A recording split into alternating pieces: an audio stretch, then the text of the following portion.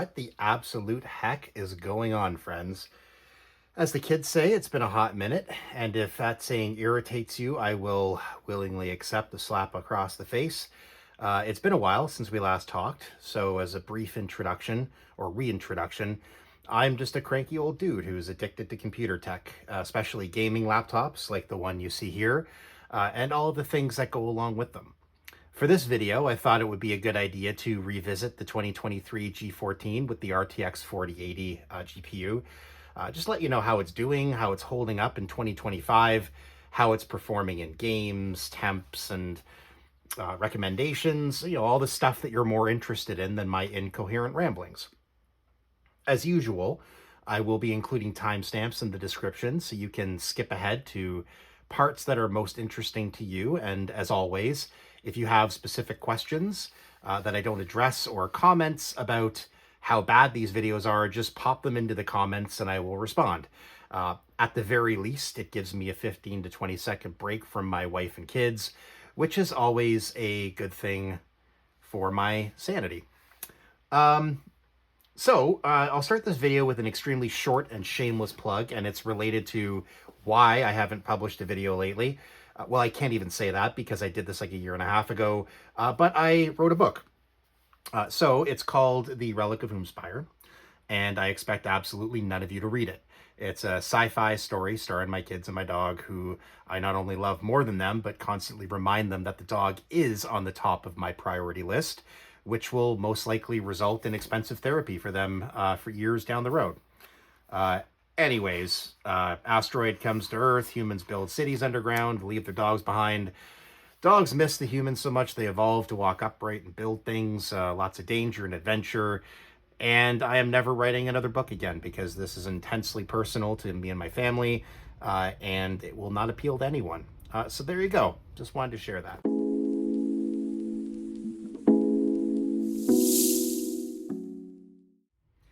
How the hell does your voice still sound so handsomely smooth after all these years, you might be asking? No? That's not something you've ever had to ask another man before? Okay, that's fair. Well, I'm sure the second question would be, how has your pristine and gorgeous white laptop held up after almost 2 years? And the answer to that is, well, pretty damn amazing. The chassis has shown zero discoloration, which I'm always worried about with a white laptop. I've seen in the past, white tends to go yellow. We saw it with like the old iBooks and MacBooks. This one hasn't shown any of that. The keys haven't shown any kind of rubbing off, and the body itself is surprisingly sturdy. Now, there are two key buts here, and I'm sitting on one of them. Dad joke. The first is the screen. And we will chalk this one up to me ignoring the advice that I saw online, but I never put a screen protector on this. I've never put a screen protector on any laptop before. And after 2 years of opening and closing the lid, there are faint marks on the surface of the screen from resting on the keyboard keys. Now, none of it is noticeable when the screen is on, and they are hard to see even when the screen is off, but it is something to be careful of if you do pick one of these up, or you have one and you haven't noticed any marks yet. If you can, please spend $15 to $20 Canadian on a screen film to protect it. I ordered one because I only recently noticed the marks, and that's going to arrive. I ordered it from AliExpress, so it'll come in like the next 18 years. Thanks, Canada Post. So that should give me a bit more protection. The other thing, again, is mostly my fault for having all of the dexterity and delicacy of a gorilla hopped up on 8 balls while attempting surgery, but the bottom cover can be very delicate on the back corners. After removing the panel about 6 times over the life of me having this laptop, you can see faint cracks on either corner. Now, thankfully, with a little patience and $20, you can get replacement covers from AliExpress. But if you are taking that bottom panel off repeatedly, you are probably going to get corner cracks. So all in all, this laptop has been shockingly durable and still looks absolutely fantastic. I'm a sucker for the white aesthetic, so it looks so clean and classy.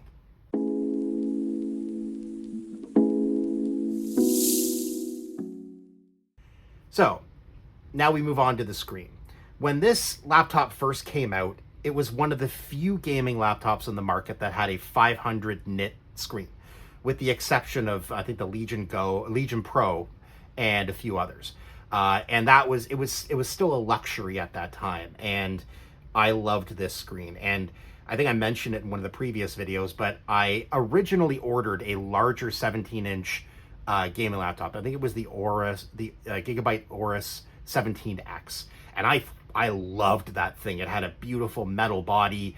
It looked like a gaming spaceship. It was fantastic. The screen looked like a donkey smeared its butthole all over it. It was terrible.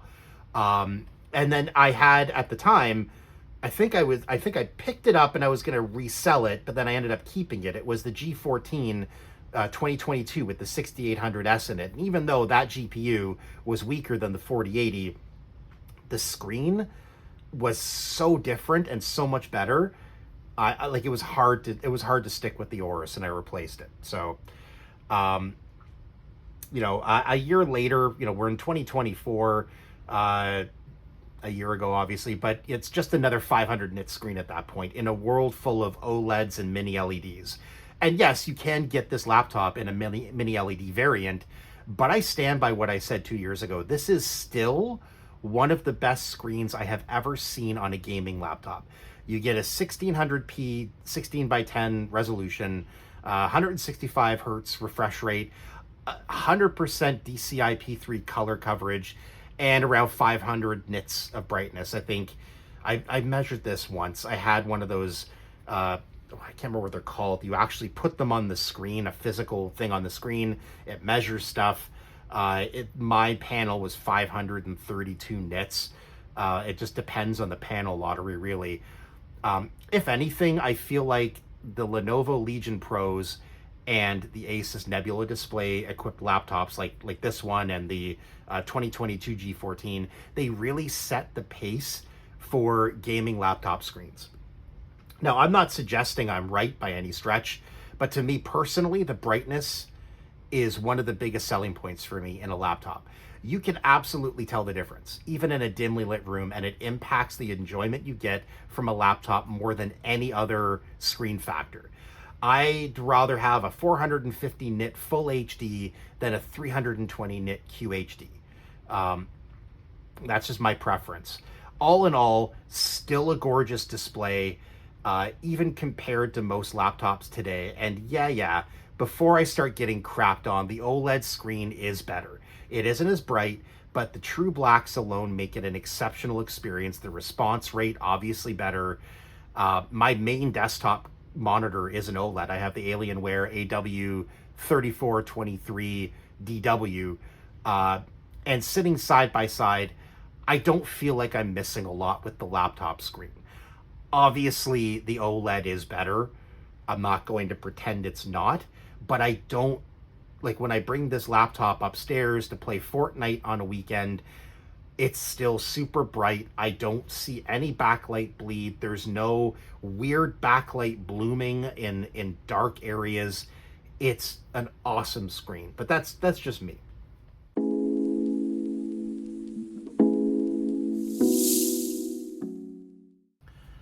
So when I first published my video back in 2023, I think it was a couple years ago now, I was still very new to the world of voltage and wattage tweaking, and I relied very heavily on the control that G-Helper provided, and I got some things wrong, like reducing wattage short and long bursts with CPU boost disabled, silly things like that. But I did really enjoy the control that G-Helper gave me over Armoury Crate, and everyone knows the other struggles that people have with Armoury Crate. So, now, how do I feel a few years later? How am I feeling about G-Helper? How am I feeling about Armoury Crate? I'm going to shock the absolute crap out of you. I'm back to Armoury Crate, guys. Before you come to my house with pitchforks or flood the comments with insults about my brain, physical condition, haggard face, poor money management skills, very, very mild levels of racism or other things, just hear me out for a second. It looks like Asus has heard people talking and has made some serious improvements to Armoury Crate.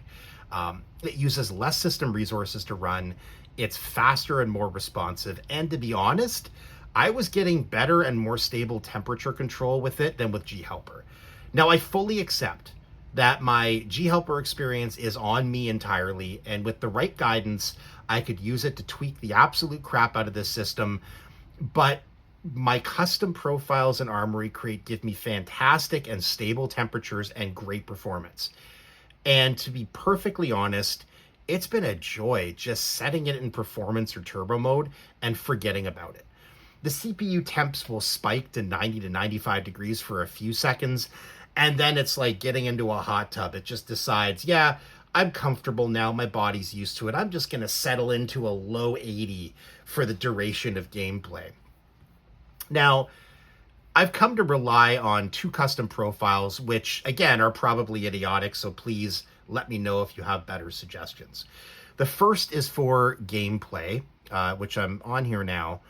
And while I do boost the GPU a little bit, and I have dynamic boost all the way up, thermal target all the way up, I reduce the CPU wattage, and this looks low, 25, 30, 35 watts.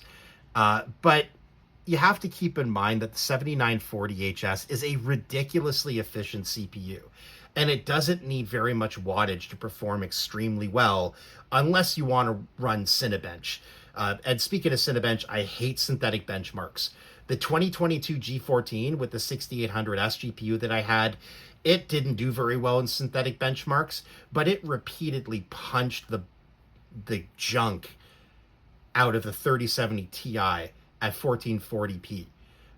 So yeah, I don't believe in synthetic benchmarks, and I'm going to tell you, even though CPU is set to 25 watts, 30 on a short burst, 35 on an extended burst, I don't notice any reduction in gameplay or frame rates at all, and it keeps the temperatures relatively in check. The other manual profile is one specific to battery life. And I have, obviously, you can see here, everything is just down to the bottom as far as I can get it. GPU, the overclocks are gone. Dynamic boost is down to the minimum. Thermal target is down to the minimum. I play around with the fan profile a bit just to keep it silent for as much as possible before it reaches the holy shit, time to deal with this kind of state. So that's kind of my setup for battery life and for performance. And I do find that the manual mode I have set here does a much better job of managing temperature than performance or turbo. So there are two butts to this newfound love for Armoury Crate. And the first is that G-Helper allows for far more granular control over clock speeds and wattage scenarios. And if you're going to run this with a modded VBios, more on that in a bit, you don't have a choice. G-Helper is the only thing that allows you to reduce the actual clock speeds on the 4080 so you don't nuke your VRMs. So this added clock control also results in stingier power settings, giving you an hour or two of extra battery life over just an Armoury Crate profile. So if you really want to get deeper into playing with undervolts and under or overclocks, G-Helper is still the best choice. I would probably go back to G-Helper once my warranty is done and when Asus launches their web-based Armoury Crate gear so I can control my Azoth keyboard without installing Armoury Crate software. But right now, I'm really enjoying Armoury Crate. The second but is convenience when going between desk and portable. When I unplug the laptop and I want to go work on battery, I have to manually select manual mode 2, and then I have to, God, what else do I have to do? I have to go into devices, I have to click the laptop, and then I have to wait for a while for it to load. Now that I'm talking through this, I know I sound like a jerk talking about how awesome the performance of Armoury Crate is. It should not take this long to load. So anyways, I have to make sure panel overdrive is disabled, panel power saver is enabled. I have to go into GPU performance. I have to make sure that it's on eco mode or optimized. I have to stop everything using the GPU. I have to then manually lower the brightness of my laptop. There's a lot of things that I have to do. Um, Whereas, you know, we can all agree that there are far fewer steps involved with G Helper. You can set profiles that will do all of that stuff automatically, which is a real strength. If Asus adds that kind of quick functionality there, or profiles that allow you to do everything at once, it would be a massive step forward in bridging the gap, to be honest with you.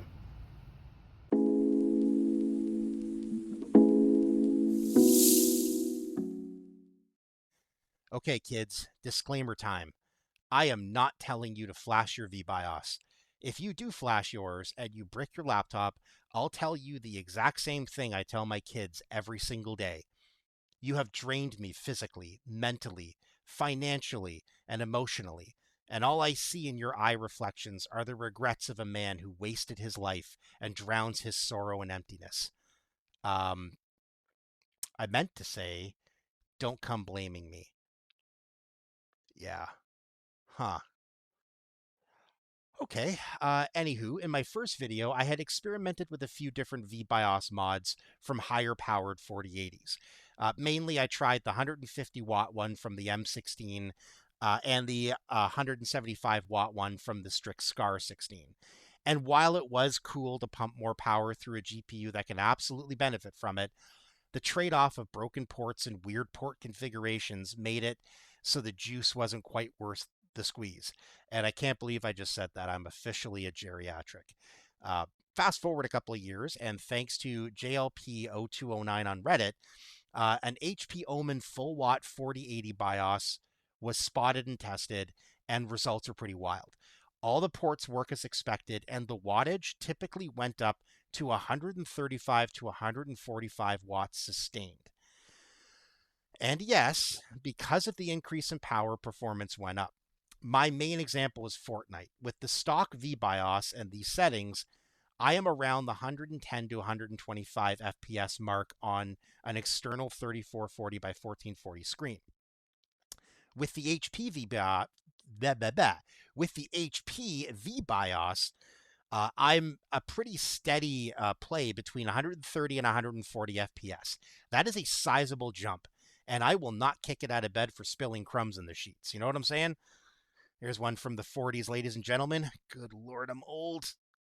Unfortunately, that also comes with an increase in temperatures, with the GPU hitting 83 to 84 degrees in peak gameplay.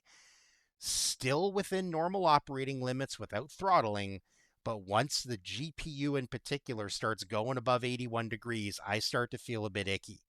And that's why I mentioned G Helper and cooling pads related to VBIOS modding earlier. If you use G Helper and lower the clock on the 4080 to, I think it's like 1900 to 2000 megahertz, and you use a cooling pad like the one I have, you can absolutely run the HP VBIOS consistently without seeing temperatures spike. With all that being said, I am back on the stock of VBios for two reasons. The first reason is a practical one. I'm still under warranty, and until that warranty expires, I'm just going to use the laptop as intended, so if something melts or blows up, Asus will fix it. Although, based on some of the stories I've heard, I don't know if Asus will fix it, but I've got a warranty and I'm going to ride it out. The second reason, I just haven't felt like I needed to. I can still play literally any game at Ultra 1440p or 1600p and high frame rates, even at 125 watts. Would 150 or 175 watt 4080 do a better job? Of course. But if you're nitpicking about 120 versus 140 FPS in a AAA game, you have issues I can't help you with. Everyone wants different performance levels out of the machines they purchase.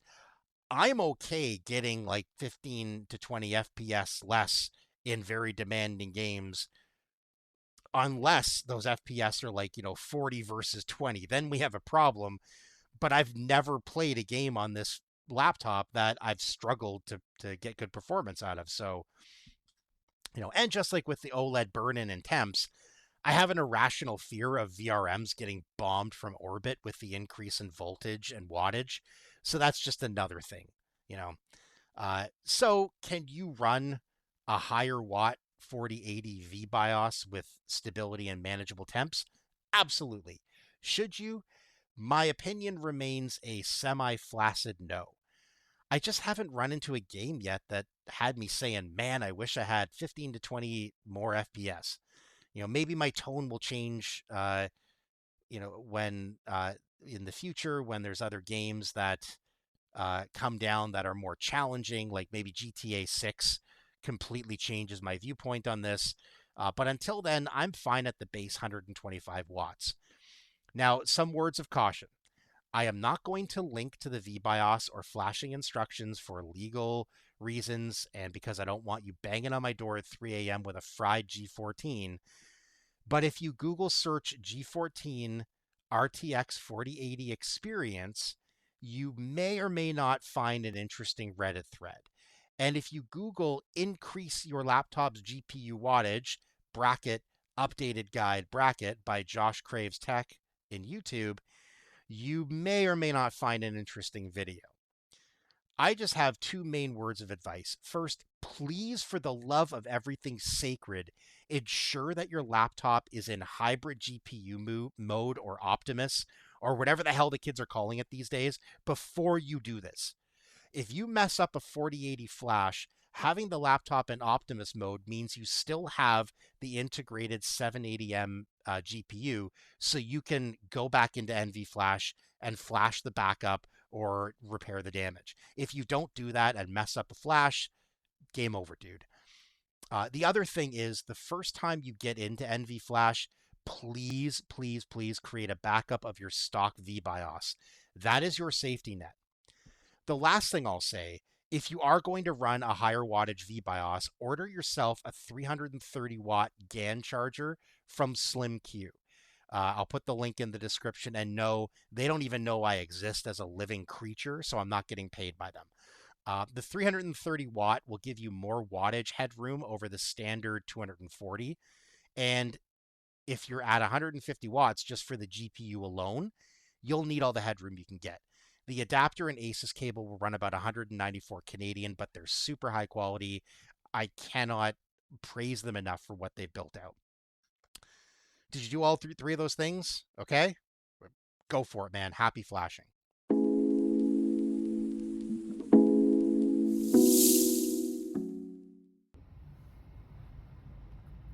Temperatures, like all things, are going to vary wildly depending on what you're doing. But this is a thin and light 14-inch laptop with a 7940HS CPU and a friggin' RTX 4080 in it. It's going to run warm. And before I get into temperatures, I'll say that I'm slowly learning to let go of my temp psychosis. CPUs, and to a lesser extent GPUs, are built to run hot. If you're hitting 90 degrees in the CPU and 80 on the GPU, I know this is going to be hard for you to hear. It was hard for me to come to terms with, but you are within normal operating temperatures. You're going to be fine. Please don't stress. Now that I did my wise old man speech, I lose my absolute mind when I see temps in the 80s, and it makes me want to crawl under my desk, cover myself in honey, and cry like an Easter pig for hours. If you're as disturbed by the mental image I just painted as I am, let's just forget I said it and move on together, shall we? So on idle, CPU temps will stand about, the high 50s to low 60s, which seems high. But again, thin and light 14-inch laptop with a CPU that gives ATX towers a run for their money. This is where you see a difference between presets and manual profiles. Whether I'm in performance or turbo mode, the CPU temps will steady in the high 80s to low 90s, while the GPU temps will be high 70s to low 80s under load in game scenarios. Again, totally within normal operating temps, nowhere near thermal throttling. But I get temperature anxiety more than a person in an electric car watching their range remaining, When I enable my manual gaming mode, the temps change dramatically. I don't know why I just pressed that. Manual. So when I select manual mode and I have the additional aggressive fan curve, I should go into manual mode 1. That would help a lot. The temperatures drop quite significantly. The CPU hovers around the low 80s, and the GPU may tickle the butthole of 80, but usually stays in the high to mid 70s. Same demanding game settings, next to no impact on performance. While I did say at the beginning of this video that I can just set it to performance and turbo and forget about it, I do find that the fan curve kind of trusts the ability of the GPU cooling and the CPU cooling a bit too much, and the thresholds for them and temperatures rise. So I kind of force the fans to go hard. It's cheaper to replace $50 worth of case fans than a burnt out motherboard and GPU.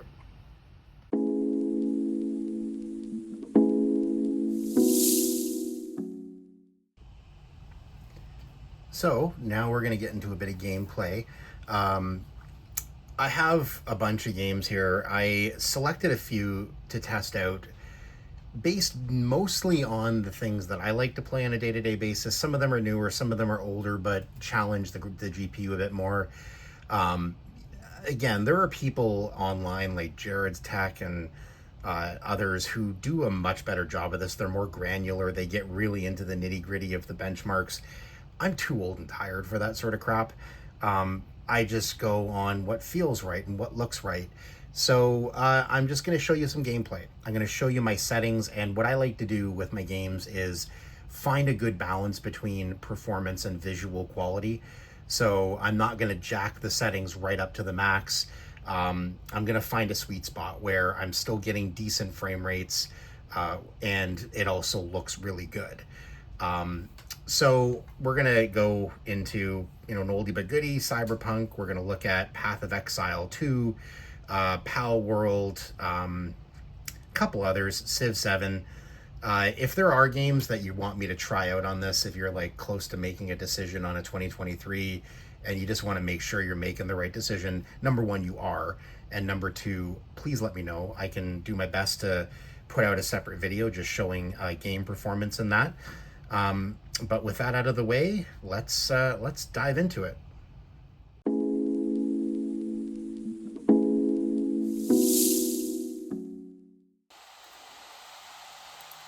Okay, so we're going to start with some Fortnite action. Fortnite being the game that I tend to play with my friends a lot on Fridays and Saturdays, just because they do a really good job of just allowing audio chat without any major issues. And I'll just get into my settings here and just show you.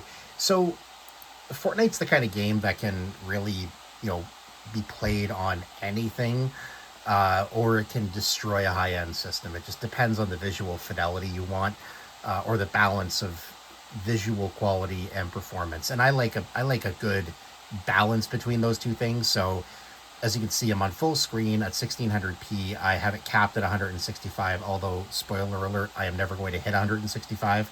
DX12, I have DLSS set to balanced with lumen high on reflections and global illumination.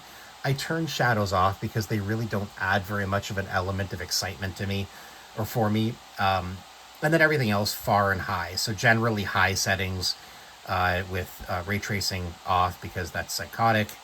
That's basically it. Those are the settings, and this is what I use to get a pretty good frame rate while still having some really good visual elements that just make the game more pretty to look at.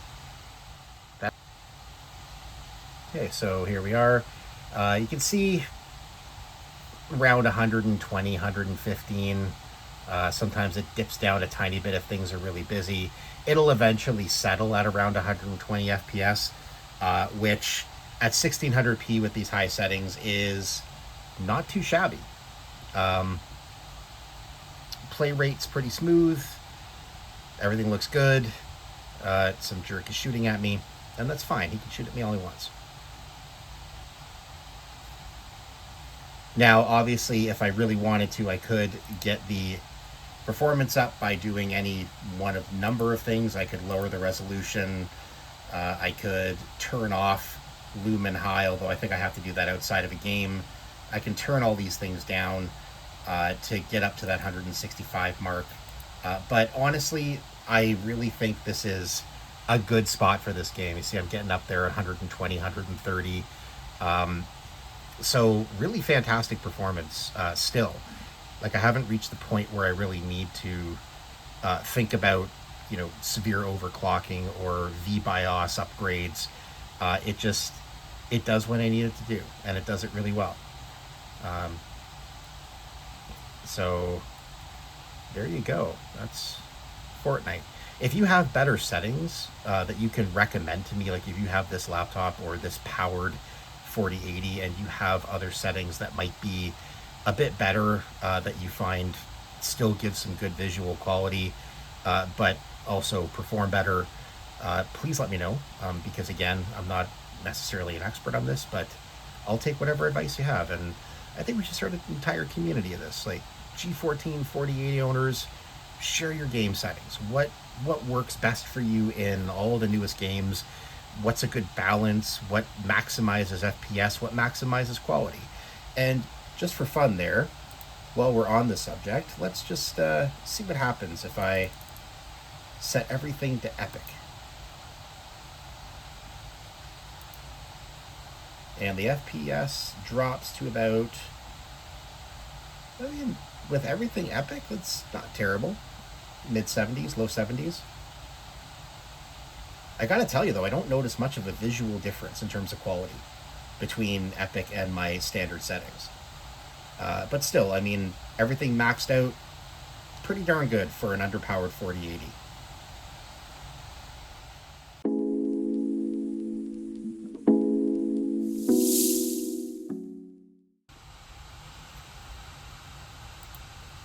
Now, this is always a classic with people who are trying to show performance and benchmarking with their games, and Cyberpunk 2077. Let's try that again. Cyberpunk 2077 is not only a really challenging visual game, it's absolutely gorgeous and really showcases what an engine can do. And honestly, this is one of my favorite games of all time.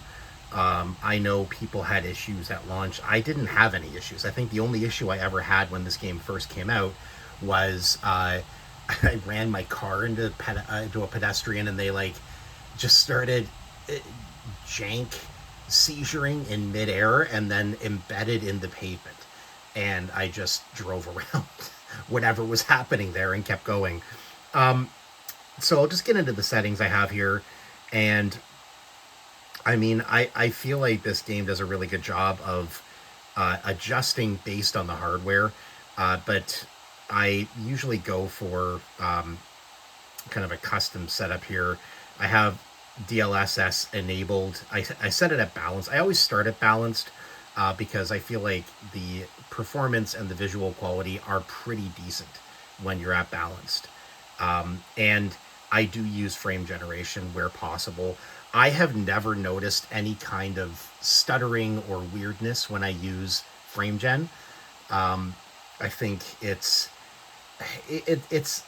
a love-hate thing with it. I feel like NVIDIA uses it as a crutch to make up for the fact that we're really, as a global community, reaching the limit of how small we can make our systems. Like right now, the big thing is 1.8 nanometer.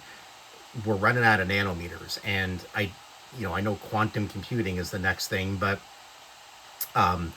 we're kind of a ways off. And so this AI super sampling and things like frame gen, basically they trick the game into giving you better performance. I always feel like that's a bit of a crutch, especially with the last couple, with the 40 series and 50 series. They've used that a lot for the 4070 and 4060 in particular, from a laptop perspective, to make them more appealing than they actually are from a performance perspective. I remember when the 4070 first came out and Jared's Tech did a comparison to the 3070 Ti. It was pretty close, except for that frame gen, and now most AAA games support it, and it makes a difference. I don't mind using it. I don't notice any artifacting. I have ray tracing ultra, all the ray tracing effects enabled. I don't have path tracing enabled because I'm not a psycho. Crowd density high, everything else on high or ultra, whatever the highest setting available is. And just for fun, my resolution is set to the native 1600p and borderless window. And when it's less crowded, well over 100 FPS, in real serious firefights, it ends up dipping to like the mid 90s, but still really, really exceptional performance. And again, I know that you can get better performance out of higher powered 4080s, but I mean, if you look at the NVIDIA overlay there, 113 watts, 115 watts, and I'm getting 90 to 100 FPS steady. So really, really good performance in Cyberpunk with everything pretty much maxed out. Again, don't be afraid to use that frame gen. Again, it does a really good job, and if it gets me 100 FPS versus 50 FPS, I will take that any day of the week, and you should too, because the visual fidelity is pretty impressive.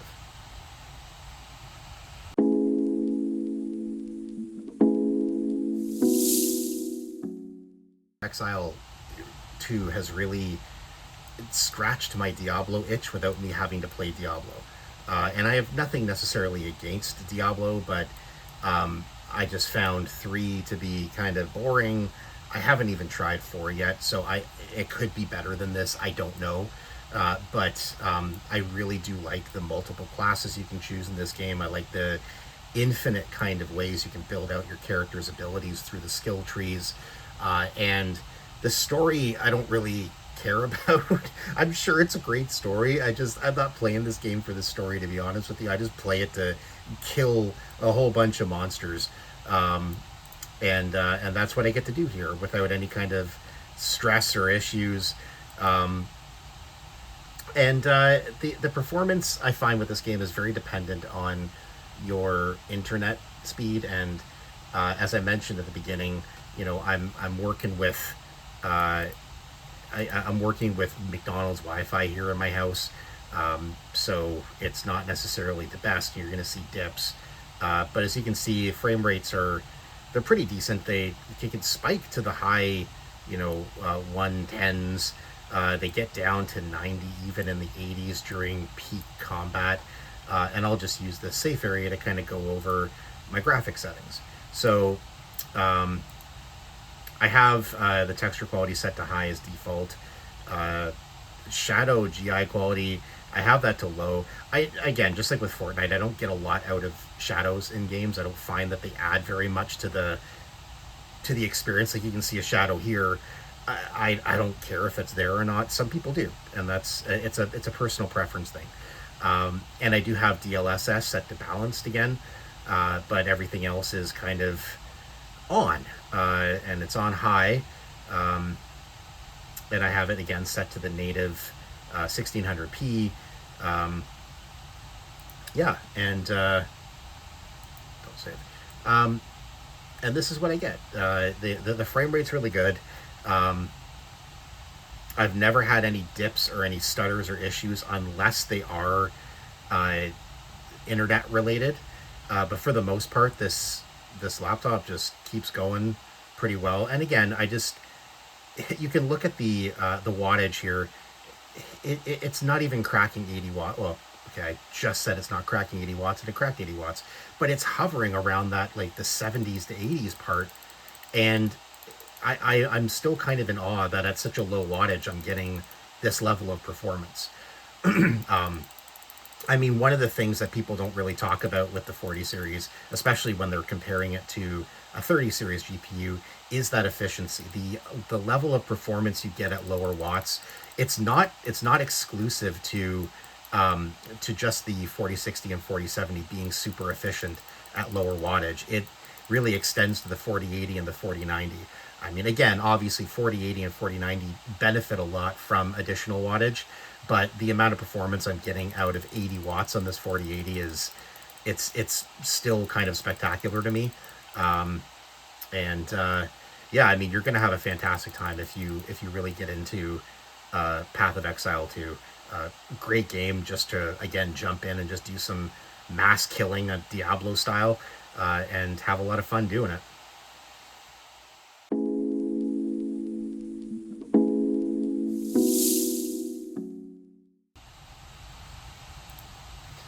So, what one of my favorite games is in recent time is Palworld, and I've never been a huge fan of Pokemon or that kind of like collect them all game style.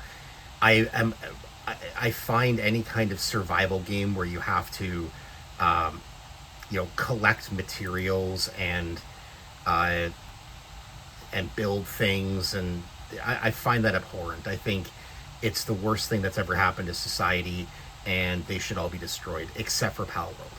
I dig this game a lot, and I think I like the fact that your experience isn't necessarily dependent on having to collect things. Obviously, you progress the game by collecting materials, building them, using higher grade materials for higher grade weapons and armor and all that good stuff. I just like the fact that if I just want to come in here and start catching pals, I can just do that. I can grab a bat and go hunt some sheep and mess them up. And I can just jump into it and play it for 10 minutes. And then when I get tired of it, I just get out and it saves my progress. And that's been a big thing with me. I have a hard time staying in a game for too long. I get tired of it really easily. With Power World, that does happen, but like I said, I can come in and in 5 minutes I can collect some materials. I can, take automatically jump to an area, hunt something, and then quit if I want to, and everything is saved, and my guys just keep doing their work, like this little guy here. So as you can see, I'm averaging around the low to high 90s in FPS, and I'll just get into my settings here. Game settings. Where are you, graphics? Graphics. I'm an idiot. Okay, so my preset is high, and I have it obviously at the native 1600p resolution. Everything is set to epic or high. I think effects quality and texture quality I have as high instead of epic. DLSS, again, I'm using DLSS set to performance. And this is kind of the sweet spot here for me. If I do balanced, then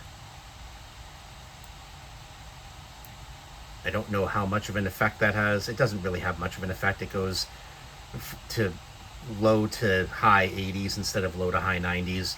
And I don't really tell, I can't really tell a graphical difference there. It still looks fantastic to me. So those are, again, my ideal settings for Palworld. You can prioritize visual quality and crank things up. You can prioritize performance, crank things down. But again, I feel like this is a good balance between the two, and you're still getting a really good frame rate.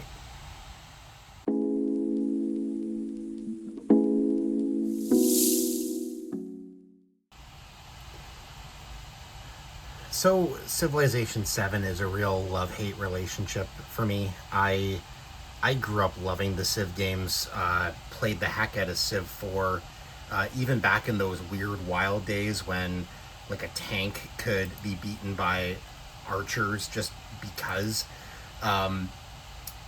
Civ 7 is definitely a departure from the standard kind of structure that I enjoyed, and that's fine. I just think the timing was a bit unfortunate because it was right around, well, it was right after games like Ara History Untold and Humankind. and other games that really embraced this new kind of style for the 4x4 model.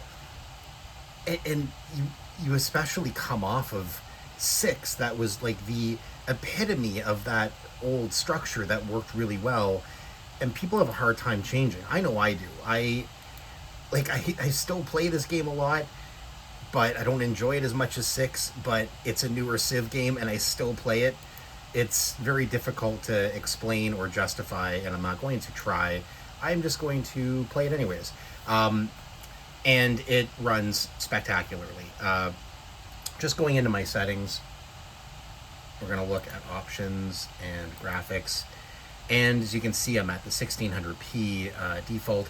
No DLSS, but I guess NVIDIA graphics cards can use AMD's version. So it's using FX Super Resolution 3. And it seems to be working pretty well. Everything else is just maxed out. I have everything high or very high or epic or whatever the highest settings are for this game, and on average 120 FPS easily.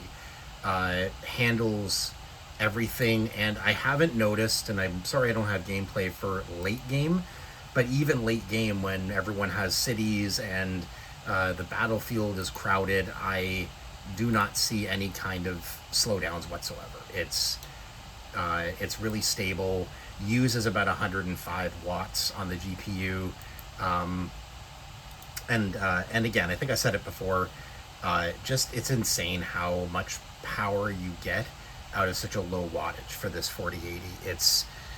It's really great. And yes, again, you're leaving performance on the table with higher powered 4080s and 4090s, but I mean, it's just a personal trade-off for me. I'm happy losing 15 FPS, especially when I'm already above 100. And in exchange, I get a thin and light 14-inch laptop that I can take anywhere, and I get 8-9 hours of battery life out of. So that's the trade-off. But I mean, it handles Civ 7 without any issues whatsoever.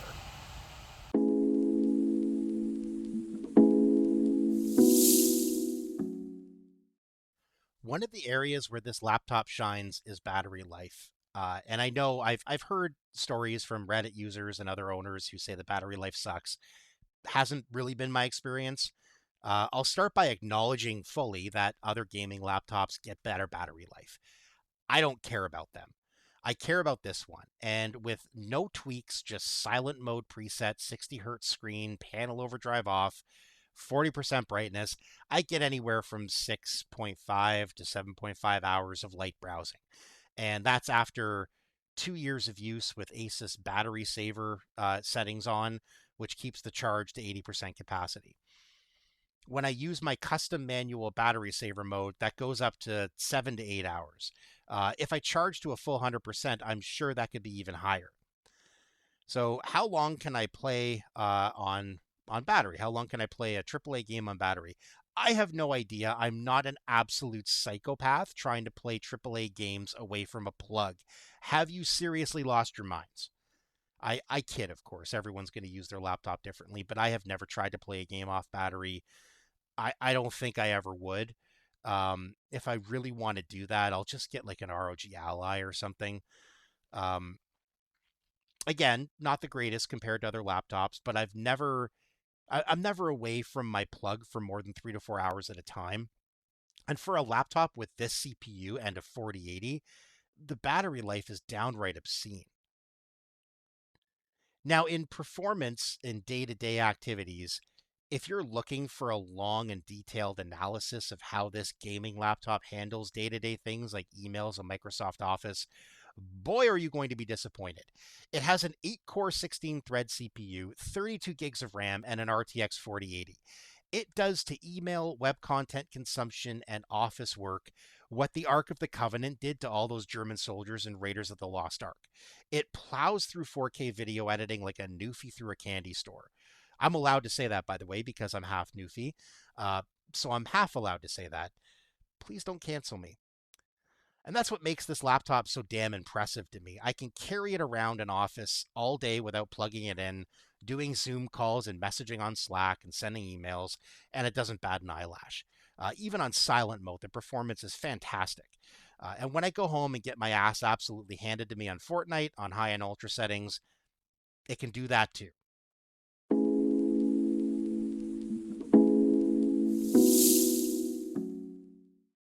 So, should you get this instead of a 2024 or 2025 G14? That's a question I'm sure it's going to pop up a lot. It already does in Reddit forums. And unfortunately, there's no easy answer for this. I know it sounds like a cop out, but it honestly depends on your priorities. Let's start with the 2024 version of the G14. Basically, the same CPU, but your GPU options are lower powered 4060 and 4070s. Soldered RAM, unibody aluminum chassis, and a drop dead gorgeous OLED screen. In comparing the 2023 and 2024, I find there are a lot more areas where they trade punches. You know, in the 2023, you get more powerful 4060 and 4070s with higher wattage limits. Um, you also get upgradable RAM and a more robust cooling system while still having great build quality and a gorgeous screen. If you want more than 8 gigabytes of VRAM and better gaming performance, you really don't have a choice at all. You have to go with the 2023. I personally don't feel like a metal body and an OLED screen are enough on their own to justify choosing the 2024 over the 2023. The 2023 version has amazing solid build quality, and its screen is 500 nits of gorgeous. In my opinion, the positives of the 2023 G14 outweigh the positives of the 2024. Now, the story completely changes with the 2025 version. Like, are you mentally well? Take the 2025 version, dude. All of the positives of the 2024 version, the metal body, the OLED screen, but then add a newer CPU and a 5070 Ti, a 5080, or a 5090. The only barrier I can see is that there isn't a ton of performance gain going from the 40 to 50 series, but there is a significant cost gain. So, in summary, I think the 2023 version is better than the 2024, especially if you prioritize performance over screen and body, but the 2025 is an absolute no-brainer. Well, the day is long, and it's just about time for me to wrap this up and go do absolutely everything for everyone without any of them being even remotely grateful, which is always a blast. Just want to thank you guys again for putting up with me for however long this rambling nightmare ends up being. As always, I love you guys. I appreciate the heck out of you listening to me. I never expected anyone to listen to any of my stuff, but quite a few of you do, so that's awesome. My next video coming up is going to be a quick tour of the guts. So basically replacing the SSD, the RAM, Wi-Fi upgrades, things to keep in mind when upgrading internal components, all of that good stuff. Until then, this is your old and emotionally broken tech geriatric fighting a wicked case of sciatica and dislocating his shoulder while trying to tie his shoes. Signing off. Be well, be kind, and thrash against the cold, unfeeling embrace of getting old with everything you have in you, my friends.